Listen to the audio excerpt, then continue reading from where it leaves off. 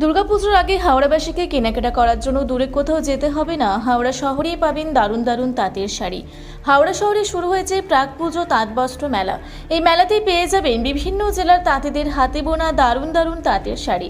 আজ এই মেলার উদ্বোধন অনুষ্ঠানে উপস্থিত ছিলেন হাওড়া জেলার অতিরিক্ত জেলাশাসক শেখর কুমার চৌধুরী, শিবপুর কেন্দ্রের বিধায়ক রুদ্রনীল ঘোষ, বালি বিধানসভার কেন্দ্রের বিধায়ক সঞ্জয় সিং সহ বিশিষ্ট ব্যক্তিগণ।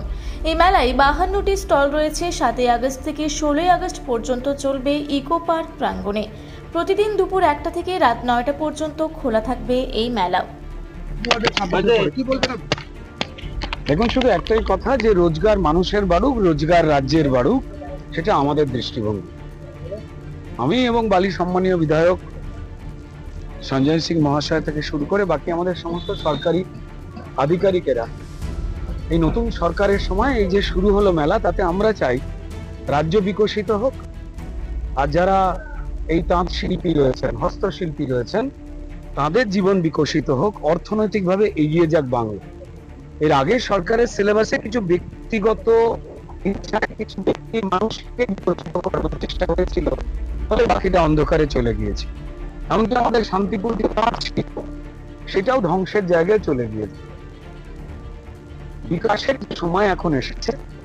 সামাজিক ভাবে আমাদের প্রত্যেকটি দপ্তর তারা কাজ করছেন, এবং আজ এই মেলাতে আমাদের অঙ্গীকারই সেটা যে বিকশিত পশ্চিমবঙ্গ, বিকশিত হাওড়া, এবং তার সঙ্গে সঙ্গে বিকশিত হোক প্রত্যেকটি পরিশ্রমী মানুষের জীবন।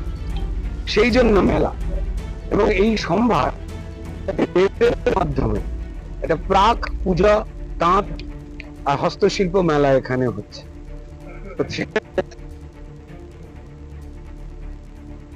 তো বিকল্প কোনো কিছু হয় না। কথা বলবার সময়টা খুব গুরুত্বপূর্ণ একটা অংশের জায়গা বলেছেন যে আমাদের একসঙ্গে বাঁচতে হবে, বাঁচাতে হবে। তাই এই পরিষ্কার আমরা যারা এসেছি, আমরা নিজেরাও কিছু কেনাকাটা করলাম, এবং তার সঙ্গে সঙ্গে এলাকার মানুষজন যারা রয়েছে তারাও আসেন। এই জায়গা অর্থনৈতিক ভাবে শক্তিশালী হোক পশ্চিমবঙ্গ। যে অন্ধকারে পশ্চিমবঙ্গ চলে গিয়েছিল, সেই অন্ধকার থেকে আলোকিত হওয়ার রাস্তা আমাদেরই তৈরি করতে হবে, আমাদের সবাইকে মিলে উদ্যোগ নিতে হবে। তো সেক্ষেত্রে যারা এখানে স্টল দিয়েছেন, যারা কেনাকাটা করবার জন্য আসবেন, এবং সরকারের প্রতিটি বিভাগ, আমরা সবাই সজাগ এবং সতর্ক, যাতে আমরা একসঙ্গে বিকশিত হতে পারি। কতগুলো স্টল রয়েছে আপাতত? কতগুলো স্টল এখানে 52 না 53টা রয়েছে। আরো আসার জায়গা চলছে। আপনারা সকলেই জানেন যে একটু বৃষ্টির দুর্যোগ চলছে, সেটা ঈশ্বরের কৃপায় সেটা একটুখানি স্তীমিত হয়ে গেলেই লোকজন এখানে আসতে চাইছেন, আলোচনা করছেন, তাদের আগমন বাড়বে এবং স্টলগুলো সারাক্ষণ পরিপূর্ণ হয়ে উঠবে। হ্যাঁ,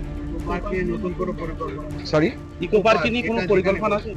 হ্যাঁ, দেখুন, এই ষষ্ঠী নারায়ণ পার্ক, এই নামটিকে কেমন মলিন করে দেওয়া হয়েছে।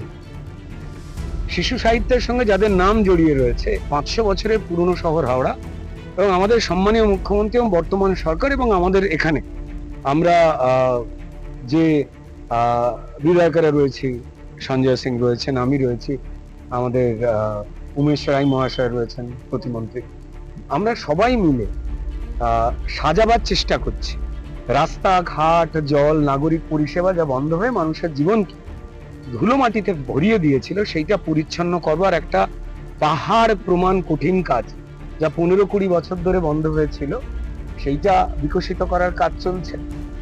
একটু সময় লাগবে, কিন্তু মানুষ যখন 15-20 বছরই অন্ধকারে ছিলেন, তারাও জানেন যে অন্তত 10-15 মাস তো সময় লাগবেই।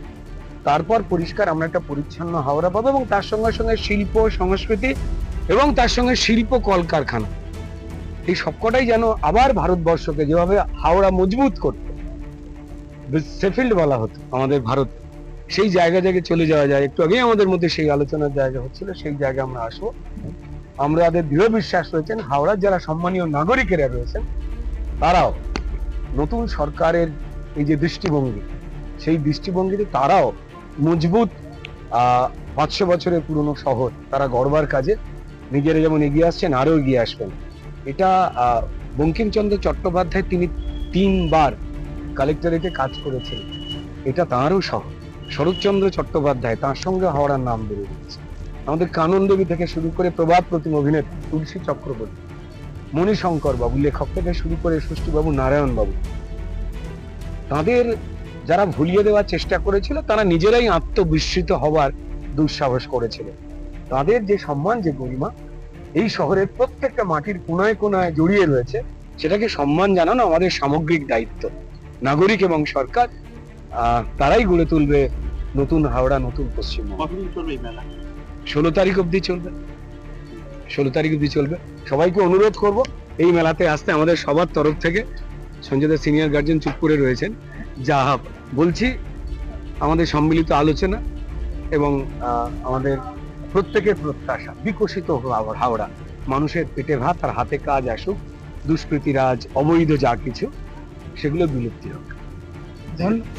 হাওড়া থেকে মণিশঙ্কর বিশ্বাসের রিপোর্ট, রূপসী বাংলা মিডিয়া।